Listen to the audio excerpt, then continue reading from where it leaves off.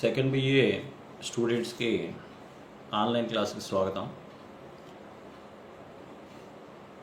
ఇన్విజిలేషన్స్ ఉండడం వల్ల మధ్యలో ఒక క్లాసు జరగలేదు మనకి. ఈరోజు మళ్ళీ మనం ఈరోజు నుంచి రెగ్యులర్గా ఆన్లైన్ క్లాసులకి మనం మొదలు పెడదాం. అయితే సెకండ్ బిఏలో ఫోర్త్ సెమిస్టర్లో ఉన్నటువంటి అంటే ఫోర్త్ సెమిస్టర్లో చెప్పుకున్నాం గతంలో 2 పేపర్లు ఉంటాయని. అంటే గతంలో లేవు, ఇప్పుడు కొత్త మన యూజీ విధానంలో అంటే అండర్ గ్రాడ్యుయేషన్ విధానంలో ఇప్పుడు మనకి మార్కులు చేర్పులు అనేవి చేశారు కాబట్టి జాబ్ ఓరియంటెడ్గా ఫైనల్ ఇయర్లో ఉంటాయి కాబట్టి ఇప్పుడు ఫోర్త్ పేపర్లోనే అంటే ఫోర్త్ సెమిస్టర్లోనే 2 పేపర్లు పెట్టడం జరిగింది. ఒకటి స్టాటిస్టికల్ ఎకనామిక్స్ అనేది ఒకటి, రెండోది మనం ఇప్పుడు నేను చెప్తున్నటువంటి 4A paper Indian and AP economy. అందులో మనం గత క్లాసుల్లో చాలా చెప్పుకున్నాం. అంటే ఫస్ట్ మాడ్యూల్లో ఉన్నటువంటి అగ్రికల్చర్ సెక్టార్కి సంబంధించిన చాలా అంశాలను ఇందులో మనం చర్చించడం జరిగింది. అయితే ఇప్పుడు వ్యవసాయ రంగంలో ఇంకా చివరి అంశాలు కొన్ని షార్ట్ క్వశ్చన్లు ఈ క్లాసులో మనం చూద్దాం. మనం అంటే ఒకటి సూక్ష్మ పరపతి, రెండోది సెల్ఫ్ హెల్ప్ గ్రూప్స్ SHGs. అంటే వీటిని స్వయం సహాయక బృందాలు అని కూడా పిలుస్తారు. వీటిని మనం ఫస్ట్ అంటే షార్ట్ క్వశ్చన్లుగా వస్తాయి కాబట్టి 2 క్వశ్చన్లు ఈ క్లాసులో మనం కవర్ చేద్దాం. గత క్లాసుల్లో 2 షార్ట్ క్వశ్చన్లు ఎస్ఏలు చెప్పుకున్నాం మనం. సూక్ష్మ పరపతి అంటే ఏంటి, భారతదేశంలో సూక్ష్మ పరపతి విధానం ఎంతవరకు అమల్లోకి వచ్చింది, దాని ప్రగతి ఏంటి అనేది చూడటమే. అది ఒక 5 మార్కులు అడుగుతాడు. ఇంగ్లీష్లో అయితే మీకు దీన్ని మైక్రో ఫైనాన్స్ అంటారన్నమాట. మైక్రో ఫైనాన్స్ అంటే సూక్ష్మ పరపతి. అసలు ఈ సూక్ష్మ పరపతి లేదా మైక్రో ఫైనాన్స్ అనేది ఎందుకు ఆవిర్భవించింది, దీని యొక్క దీని యొక్క హిస్టరీ చూసినట్టయితే ఇది అంటే ఈ ఐడియా ఫస్ట్ స్టార్ట్ చేసింది బంగ్లాదేశ్లో అని చెప్పుకోవాలి మనం. ఈ బంగ్లాదేశ్లో ప్రొఫెసర్ మహమ్మద్ యునాన్ అనే ఆయన సూక్ష్మ పరపతి విధానానికి అంకురార్పణ చేసినట్టుగా మనం భావించవచ్చు. పేరు రాయాలి మీరు కంపల్సరీ. ఆయన పేరేంటి? ప్రొఫెసర్ మహమ్మద్ యునాన్ అనే ఆయన బంగ్లాదేశ్లో ఫస్ట్ టైము ఈ సూక్ష్మ పరపతి విధానం అనే పదాన్ని ఉపయోగించడమే కాకుండా ఆ విధానానికి సంబంధించిన విధి విధానాలను కూడా రూపొందించడం జరిగింది. తర్వాత ఇది చాలా దేశాలకి అంటే అభివృద్ధి చెందిన దేశాలకి, అభివృద్ధి చెందుతున్న దేశాలకు కూడా ఇది బాగా వ్యాప్తి చెందడం అనేది జరిగింది.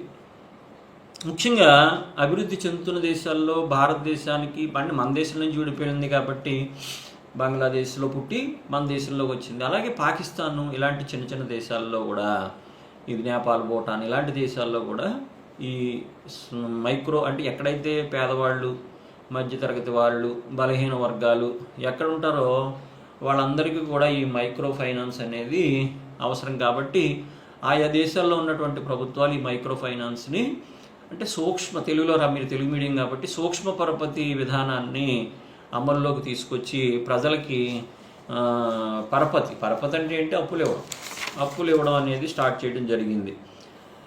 ఎప్పుడైతే మనకి బంగ్లాదేశ్లో ఇది బాగా ప్రాచుర్యంలోకి వచ్చిందో, ఇది మన దేశంలో 1992లో నబార్డ్ ఏం చేసిందంటే దీన్ని అంటే కమర్షియల్ బ్యాంక్స్ అంటే నేషనలైజ్డ్ బ్యాంక్స్లో ఉన్నప్పటికీ ఆ బ్యాంకుల ద్వారా కొన్ని స్వయం సహాయక బృందాలను ఏర్పాటు చేసి వాటి ద్వారా ఈ సూక్ష్మ పరపతిని అందజేయడానికి ముందుకు వచ్చింది. ముఖ్యంగా నబార్డు దీన్ని అమల్లోకి తీసుకొచ్చిందని చెప్పుకోవాలి. నబార్డ్ అంటే ఏం చెప్పుకున్నాం, national bank for agriculture and rural development. NABARD ఇది నేషనల్ వైడ్గా వ్యవసాయ రంగంలో ఉన్నటువంటి రైతులకి అందరికీ రుణాలు ఇవ్వడమే కాకుండా అభివృద్ధికరంగా అంటే రోడ్లు వేయడానికి అంటే ఇన్ఫ్రాస్ట్రక్చర్, ఏదైనా వ్యవసాయానికి సంబంధించిన ఇన్ఫ్రాస్ట్రక్చర్లన్నీ కూడా అభివృద్ధి చేయడానికి నబార్డు ఎంతో కృషి చేసింది. అయితే అందులో భాగంగానే అంటే ఏదైనా ఒక రైతుకు కానీ లేదంటే అక్కడ ఉన్నటువంటి స్త్రీలకు కానీ, గ్రామాల్లో ఉన్నటువంటి విలేజెస్లో ఉన్నటువంటి మహిళలకు కానీ అభివృద్ధి రావాలంటే వాళ్ళ దగ్గర ఉండాల్సింది ఏంటి, చేతిలో డబ్బు ఉండాలి. అంటే చిన్న చిన్న ఇప్పుడు చీపురులు పరిశ్రమ పెట్టుకోవాలి, లేకపోతే ఇంకోటి పెట్టుకోవాలి, ఇలాంటివన్నీ కావాలంటే ప్రజలకి వాళ్ళకి చిన్న చిన్న అవసరాలు తీరాలి, పెళ్ళిళ్ళు చేసుకోవాలి, ఫంక్షన్లు చేసుకోవాలి, చావులు, ఇలాంటి అన్నిటికీ కూడా డబ్బు అవసరం కాబట్టి వాళ్ళకి స్వయం సహాయక బృందాల ద్వారా రుణాలు ఇవ్వడం అనేది స్టార్ట్ చేసింది నబార్డు. ఏంటిది అంటే అంటే కేవలం డబ్బులు ఇచ్చేయడం కాదు, చిన్న మొత్తాల్లో పొదుపు చేసుకుని అది బీమా కంపెనీలతో లింకప్ అయ్యి వచ్చిన డబ్బుని తక్కువ వడ్డీ రేటుకి ఆ గ్రూప్లో ఉన్నటువంటి సభ్యులందరూ కూడా అందుకు చేసుకుని ఆ డబ్బును మళ్ళీ తిరిగి బ్యాంకులకు చెల్లించే విధానమే ఈ సూక్ష్మ పరపతి విధానం. దీన్ని 2 భాగాలుగా మనం పరిశీలన చేయొచ్చు. ఏంటంటే ఇది ఎవరెవరు ఎంత చెప్పాను కదా ఇందాక, వాణిజ్య బ్యాంకుల ద్వారా కూడా, అలాగే ఎన్జిఓస్, వాణిజ్య బ్యాంకులు, అలాగే ఇతరత్ర వడ్డీ వ్యాపారస్తులు, వీళ్ళందరూ కూడా సూక్ష్మ పరపతిలో భాగస్వాములు అయ్యారు. ఇప్పటికీ మనం చూస్తే విలేజెస్లో వాణిజ్య బ్యాంకులే కాకుండా మన వీధుల్లోకి, పేటల్లోకి ఏంటంటే బళ్ళు వేసుకుని వడ్డీ వ్యాపారులు వచ్చి మైక్రో ఫైనాన్స్ ఇస్తూ ఉంటారు. అంటే వడ్డీ రేట్లు ఎక్కువ ఉండొచ్చు ప్రైవేటు వడ్డీ వ్యాపారస్తుల వల్ల రైతులు ఎలా నష్టపోతున్నారు అనేది మనం గ్రామీణ పరపతి లేదా వ్యవసాయ పరపతి ఎస్ఏకి వచ్చి చెప్పుకున్నాం. అది ఇది ఒకటే. అంటే అక్కడ ఈ విధంగా పరపతి ఇస్తారన్నమాట, అందజేస్తారు రుణాలు, ఇంటికి వచ్చి మరీ ఇస్తారు. కానీ వడ్డీ ఎక్కువ రేట్లు ఉంటాయి ప్రైవేట్ వాళ్ళు కాబట్టి, అందుకే వాళ్ళని జలగల్లా పీడించేస్తారు. జలగల్లాగా వాళ్ళు వడ్డీ వ్యాపారస్తులు ఆస్తులన్నీ వాళ్ళు రాయించేసుకుంటారు. ఇలాంటివన్నీ చెప్పుకున్నాం మనం. కాబట్టి వాళ్ళ శాతం తక్కువ ఉన్న తర్వాత ఈ బంగ్లాదేశ్లో ఎప్పుడైతే ఇది క్లిక్ అయిందో ఆటోమేటిక్గా ఈ విధానాన్ని మనం కూడా అప్లై చేసుకుని చాలా విస్తారంగా, అంటే ఇప్పుడు చాలా మీకు మొన్న పాఠం చెప్తూ అదేంటిది కోఆపరేటివ్ సిస్టమ్, అంటే సహకార బ్యాంకు విధానం సహకార వ్యవసాయ విధానం మన ఇండియాలో అమలు చేయడం కష్టమైపోయింది, అది అమలు జరగట్లేదు అని మీకు చెప్పుకుంటూ వచ్చాం. అంటే ఫెయిల్ అయిందన్నాం, పూర్తి స్థాయిలో హిట్ అవ్వలేదు అది. కానీ ఈ ఇది సూక్ష్మ పరపతి విధానం మాత్రం భారతదేశంలో చాలా బాగా విస్తారంగా అభివృద్ధి చెందిందని చెప్పుకోక తప్పదు. అది నెక్స్ట్ క్వశ్చన్ చెప్పినప్పుడు చెప్తాను. అది అంటే మన ఎస్హెచ్సి ఇలాంటి స్వయం సహాయక బృందాలు, వాటిని తెలుగు మనం ఏమంటామంటే మన ఆంధ్రప్రదేశ్లో డ్వాక్రా సంఘాలు అంటన్నమాట. వాటి గురించి చెప్పినప్పుడు అక్కడ మాట్లాడదాం దాని గురించి. కాబట్టి ప్రభుత్వం అంటే ఎలాగ ఇవ్వాలి పరపతి అంటే ఏదో ఇష్టం వచ్చినట్టు ఇచ్చేయడం, ఒక ప్లానింగ్ లేకుండా ఇచ్చేయలేరు. కాబట్టి దీనికి 2 మార్గాలు ఎంచుకుంది ప్రభుత్వం. ఒకటి ఏంటంటే స్వయం సహాయక బృందాలు, ఇప్పుడే చెప్పాను మీకు, దీన్నే ఇంగ్లీష్లో ఎస్హెచ్జి అంటన్నమాట. ఎస్హెచ్జి అంటే సెల్ఫ్ హెల్ప్ గ్రూప్స్.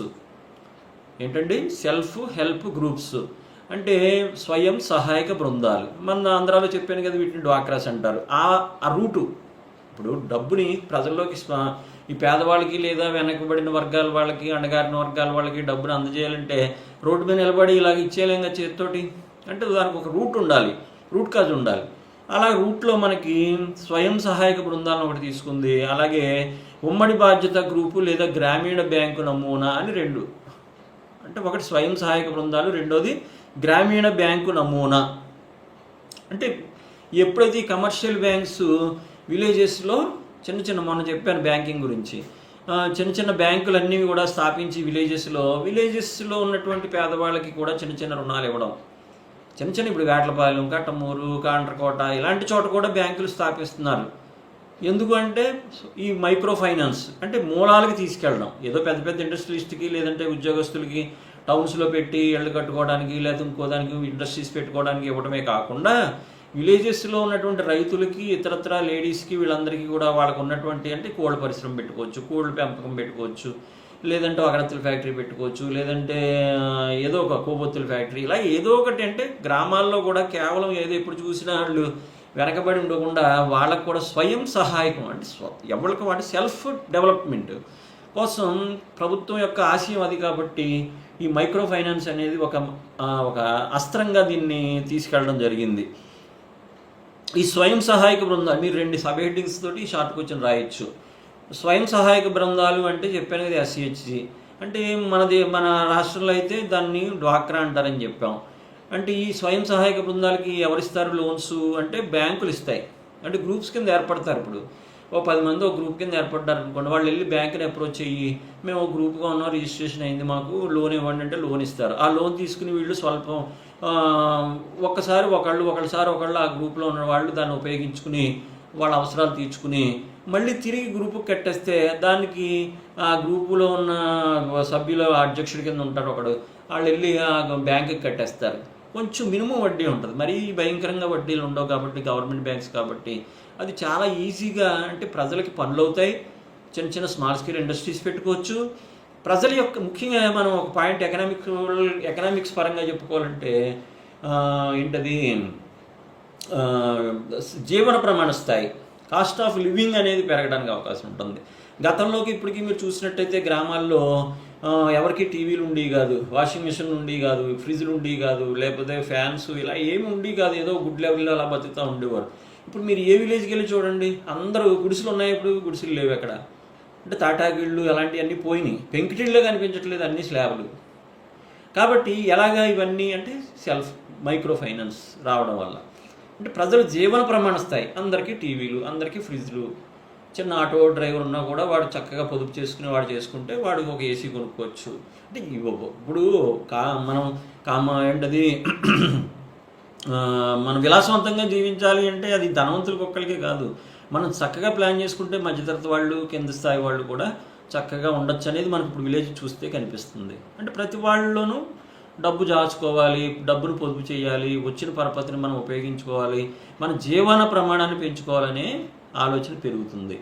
అయితే ఈ లిక్కరు, మందు దానికి అలవాటు పడి జీవితాలు పాడు చేసుకుంటున్నారు తప్ప నిజంగా వచ్చిన ఆదాయాన్ని ఆటో డ్రైవర్లు అవనివ్వండి, తాపీ మేస్త్రులు అవనివ్వండి, పెయింటర్స్ అవనివ్వండి, ఇలాగ మనకి ఎవరైతే మన కష్టపడే వాళ్ళు ఉంటారో వాళ్ళు కనుక జాగ్రత్తగా మనీని కనుక వాళ్ళు ఈ స్వయం ఇదేంటిది మైక్రో ఫైనాన్స్ ద్వారా తెచ్చుకుని, లేదంటే కష్టపడే సొమ్ముతోటి లైఫ్ని లీడ్ చేసినట్టయితే పిల్లల్ని కాన్వెంట్లో చదివించుకోవచ్చు, చిన్న డాబా కట్టుకోవచ్చు, అన్ని ఫెసిలిటీస్ వాళ్ళు ఏర్పాటు చేసుకోవచ్చు ఒక సామాన్య ఉద్యోగస్తుడిలాగా. అలాంటి వాళ్ళు ఉన్నారు విలేజెస్లో, ఇప్పుడు టౌన్స్లోనూ 60% ఉన్నారు. 40% మందుకు అలవాటు పడిపోయి ఆ లివర్లు పాడైపోయి, సగంలో చనిపోయి, భార్య బిడ్డలు రోడ్డును పడిపోయి, సంసారాలు కూలిపోయి, అద్దెళ్లలో ఉంటూ బాధాకరమైన జీవితాలు గడుపుతున్నారు. దానికి ప్రధాన కారణం ప్రభుత్వం ఇస్తున్నటువంటి పరపతి సౌకర్యాలు ఇవి కాదు. వీటిని సరిగ్గా యూటిలైజ్ చేసుకోకుండా వచ్చిన మందు, కష్టపడిన సొమ్మంతా మందు తాగడానికి, ఇలా దురలవాట్లకి లోనవడం వల్ల ఏమవుతుందంటే వాళ్ళ జీవితం పాడు చేసుకోవడం కాకుండా మొత్తం కుటుంబ జీవన ప్రమాణ స్థాయి పడిపోతుంది అనమాట. ఇక్కడ అర్థం చేసుకోవాల్సింది, ఎందుకు మేస్టర్ ఆ విషయం చెప్తున్నారు ఇక్కడ అంటే దీనికి దానికి లింక్ ఉంది.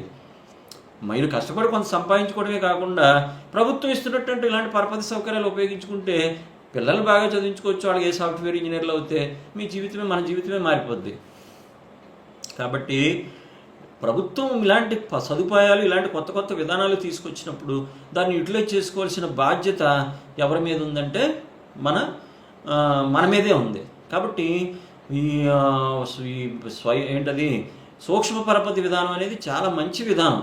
అది బాగా బంగ్లాదేశ్ ఈ రోజున డెవలప్ అయిందంటే దానికి ప్రధాన కారణం ఏంటి అంటే, మీరు క్వశ్చన్ లేదు, ఒకసారి కొట్టిన నెట్లో కావాలితే, దానికి మెయిన్ కారణం మైక్రో ఫైనాన్స్. అక్కడ మీకు తెలుసో లేదో, ఇండస్ట్రీస్ చెప్పినట్టు చెప్తాను మీకు, బంగ్లాదేశ్ నుంచి రెడీమేడ్ దుస్తులు ప్రపంచంలో అన్ని దేశాలకి కూడా ఎక్స్పోర్ట్ అవుతాయండి. ప్రతి వాళ్ళ ఇంట్లో మిషన్లు ఉంటాయి, కుడతానే ఉంటారు బట్టలు. అంటే క్లాతులు తెచ్చుకుంటారు, మన ఇండియా నుంచి క్లాత్ వెళ్తుంది అక్కడ, సూరత్ నుంచి, గుజరాత్లో సూరత్ ఇలాంటి చోట్ల నుంచి వెళ్తాయి. ఆ క్లాతులతో వాళ్ళు జీన్ క్లాతులు, ఇవన్నీ జీన్ ప్యాంట్లు ఎక్కువ ఉత్పత్తి. మీరు వాడేటటువంటి లీ కానీ లేకపోతే ఇంకా రకరకాల కంపెనీలు వాడతారు కదా, మీరు కాస్ట్లీ నుంచి ఏదో 1000 రూపాయలకు 3 జీన్ ప్యాంట్లు కూడా వస్తుంటాయి. ఇలాంటివన్నీ కూడా అంటే ఢిల్లీ రోడ్ల మీద అమ్మే దగ్గర నుంచి పెద్ద పెద్ద ట్రెండ్స్లో అమ్మేదాకా, రిలయన్స్ ట్రెండ్స్ లేకపోతే ఇంకా పెద్ద పెద్ద ఉన్నాయి కదా బ్రాండెడ్, అలాంటివన్నీ కూడా ఎక్కడ తయారవుతాయి అనుకుంటున్నారు మీరు? కంపెనీలు ఎక్కడో ఉండవు వాళ్ళకి, ఇండస్ట్రీస్ బంగ్లాదేశ్లో తయారవుతున్నాయి. అదేంటండి బంగ్లాదేశ్ చిన్న దేశం. అదే మరి మనం చూసి నేర్చుకోవాల్సింది చిన్నవాళ్ళ పెద్దవాళ్ళని కాదు. మన ఇంటి పక్కనే ఉంటాడో చిన్నవాడు, ఆడు ఎంత ప్లాన్డ్గా చదువుతున్నాడో చూస్తే మనం ఎలా ప్లాన్డ్గా ఉండాలి మనకు అర్థమవుతుంది. మన పక్కనే ఉంది బంగ్లాదేశ్, అస్తమాను దానికి తుఫాన్లు అవి కొడతా ఉంటాయి. అయినా మళ్ళీ వాళ్ళు రియలైజ్ అయ్యి డెవలప్మెంట్ ఎలా అవుతున్నారు అనుకుంటున్నారు? వాళ్ళలో కూడా కొంత చైనా లేకపోతే జపాన్ యొక్క ఆలోచన విధానం కనిపిస్తుంది మనకి. చాలా ఆశ్చర్యకరం. ఒకసారి మీరు దాని మీద నెట్లో చూడండి, రీసెర్చ్ చేయండి. ప్రతి వాళ్ళు పనిచేస్తారండి, అగ్రికల్చర్ సెక్టర్లో పనిచేస్తారు. అలాగే ఈ మైక్రో ఫైనాన్స్ సిస్టమ్ వచ్చిన తర్వాత ప్రతి వాళ్ళ యొక్క జీవన ప్రమాణ స్థాయి పెరిగింది. అంటే పేదల దేశమే బంగ్లాదేశ్, ప్రపంచంలోనే పాపం బాగా పేద దేశం. అంటే ఈ కెలామిటీస్ ఉన్నాయి వాటికి వాతావరణం ద్వారా. అది కాకుండా పాపం ఒరిజినల్గా కొంచెం పేదవాళ్ళు అయినా అలా ఉండిపోవట్లేదు వాళ్ళు. ఆ ముస్లిమ్స్ ఎక్కువ కంట్రీ కాబట్టి వాళ్ళందరూ, ముస్లిమ్స్ అంటేనే దర్జీలు కదా, మనం దర్జీ అంటుంటాం. బట్టలు కుడతారు ఎక్కువ, బట్టలు, పరుపులు ఇలాంటివన్నీ కొడుతుంటారు. అలాంటి వాళ్ళు అక్కడ మనకి ఉండడం వల్ల మరి ఏంటో తెలియదు. కానీ ఈ మైక్రో ఫైనాన్స్ తీసుకుని మొత్తం ప్రపంచంలో ఉన్న రెడీమేడ్ వస్త్రాలన్నీ దగ్గరగా 50% అక్కడే తయారవుతున్నాయి. ప్యారిస్ లాంటి పెద్ద పెద్ద ఫ్యాషన్ అక్కడ అనుకుంటాం మనం. ప్లాన్ వాళ్ళు ఇచ్చినా ఇక్కడ కుడుతుంది ఎవరు, తయారు చేస్తుంది ఎవరు, మిషన్స్ పెట్టింది ఎవరంటే వీళ్ళు. కాబట్టి ఇలాగ మనకి బంగ్లాదేశ్ మనకు ఒక దీనికి అంటే అన్నిటికీ నేను చెప్పను కానీ ఇదేంటి మైక్రో ఫైనాన్స్కి మాత్రం మనకి మోడల్ ఆఫ్ ది కంట్రీ అంటే బంగ్లాదేశ్ అని చెప్పచ్చు. అంటే 2 మార్గాలుగా ఇస్తుంది. భారతదేశంలో 2 మార్గాలు ఎంచుకుందన్నమాట ప్రభుత్వం. ఎలాగ దీన్ని ప్రజల్లోకి మనం మైక్రో ఫైనాన్స్ తీసుకెళ్లాలన్నప్పుడు ఒకటి స్వయం సహాయక బృందాల ద్వారా, రెండోది ఏంటంటే ఉమ్మడి బాధ్యత గ్రూప్ ద్వారా, అంటే లేదంటే దాన్ని ఏమంటాం ఇంకో పేరు కూడా పెట్టాలి మీరు, గ్రామీణ బ్యాంకు నమూనా ద్వారా దీన్ని అందించడం జరుగుతుందన్నమాట. అయితే ఈ సూక్ష్మ పరపతి సంబంధించిన ప్రగతి, మన దేశ ప్రగతి అంటే డెవలప్మెంట్ ఏంటి మనం సాధించామంటే 92-99 మధ్య, 92లో మనం దాన్ని తీసుకొచ్చాం. 92-99 మధ్యకాలంలో 33,000 స్వయం సహాయక బృందాలకి 55,711 కోట్ల మొత్తాన్ని ప్రభుత్వం అందజేసింది బ్యాంకుల ద్వారా, నబార్డు ద్వారా. ఈ ఫిగర్స్ రాయాలి మీరు టేబుల్. 33,000 స్వయం సహాయక బృందాలకి అంటే ఎస్హెచ్జీలకి 5,711 కోట్ల మొత్తాన్ని లోన్స్గా ఇచ్చింది, పరపతిని అందజేసింది. ఏమండి 2007-8 నాటికి 74,000 ఈ ఎస్హెచ్జీలు అంటే స్వయం సహాయక బృందాలకి 4,228 కోట్ల ద్రవ్య సహాయం ఇచ్చారు. అంటే మళ్ళీ 2007-8 ఇచ్చేటప్పటికి. అలాగే వాణిజ్య బ్యాంకులు అందించిన పరపతి ఇందులో 48%. అంటే మొత్తం ఎంతైతే ఇది ఇచ్చింది 4,228 కోట్లు ఇచ్చిందని చెప్తున్నాం కదా. అందులో వాణిజ్య బ్యాంకులు ఇచ్చింది 48%, అంటే ఇంచుమించుగా 50% వాణిజ్య బ్యాంకులు ఇస్తే ప్రాంతీయ గ్రామీణ బ్యాంకులు 38% ఇచ్చినాయి. ఇక సహకార బ్యాంకులు అంటే ఈ సహకార కోఆపరేటివ్ బ్యాంక్స్ ఉంటాయని చెప్పాను కదా, అవి ఒక 14% అందించినాయి.